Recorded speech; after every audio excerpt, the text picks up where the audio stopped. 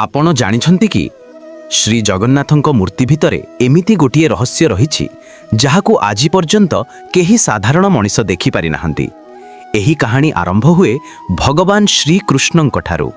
जेतेबेले से निजर देह त्याग कले तांकर पवित्र देहाकु समुद्रकु समर्पित करा जायथिला। किंतु एठी घटिला गोटिए अद्भुत चमत्कार।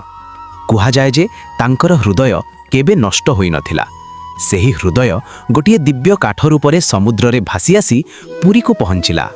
सेही समय रे पुरीर राजा इंद्रद्युम्नंकु गोटिए दिव्य स्वप्न हला। स्वप्न रे भगवान कहिले, मो एही दिव्य काठरू मोर मूर्ति तैयारी कर। एवं सेठारू आरंभ हैला श्री जगन्नाथंक अद्भुत इतिहास। किंतु सबुठु बड़ रहस्य आजि मध्य लुचि रही थाए।